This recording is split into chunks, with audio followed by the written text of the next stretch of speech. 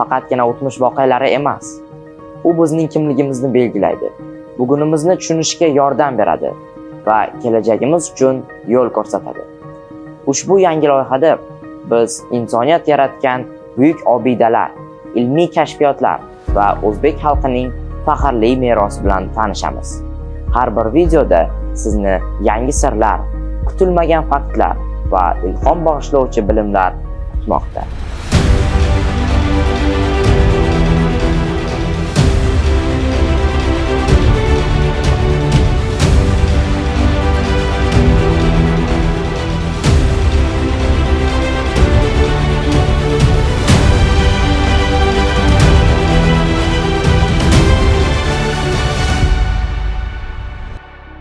Bugun siz bilan insoniyat tarixidagi eng buyuk ilmiy yodgorliklar haqida gaplashamiz.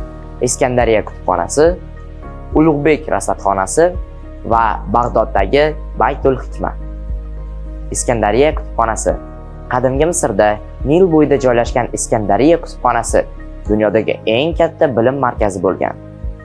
Unda 700 mingdan ortiq qo'lyozma saqlangani aytiladi. Bu kutubxona Yunon, Misr, Hind va hatto Xitoy manbalarini jamlagan yagona maskan hisoblangan. Afsuski, bu ulkan kutubxona yong'inlarda yo'q bo'lib ketgan. Tarixchilar hanuzgacha bu voqea qachon sodir bo'lgani haqida bahslashadi. Ammo bir narsa aniq. U yo'q bo'lgach, insoniyat juda katta bilimlarni yo'qotdi. Ulug'bek rasadxonasi. 15-asrda Ulug'bek qurdirgan rasadxona o'z davrining eng ilg'or observatoriyasi edi. Bu yerda 40 metrlik sekstant yordamida yulduzlarning joylashuvi o'lchangan. Ulug'bek va olimlari tuzgan Ziji Jadidi Ko'ragoniy kitobida 1018 ta yulduzning koordinatalari aniq yozilgan. Hayratlanarlisi, bu hisob kitoblarning xatosi atigi bir necha daqiqa, ya'ni zamonaviy teleskoplar bilan o'lchangan natijaga juda yaqindir.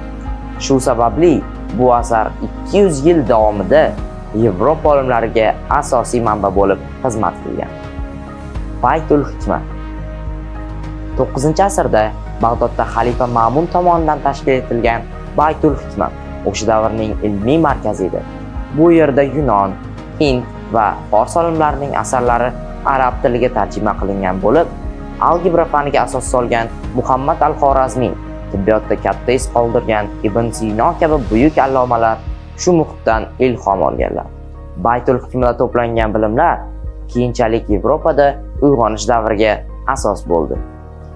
Xulosa qiladigan bo'lsak, Iskandariya kutubxonasi yo'qolgan bilimlar xazinasi bo'lsa, Ulug'bek rasadxonasi ilmiy aniqlik mo'jizasidir. Baytul Hikma esa uyg'onish davriga yo'l ochgan markazdir. Siz qaysi birini ko'rishni xohlagan bo'lar edingiz? Fikrlaringizni izohlarda yozib qoldiring.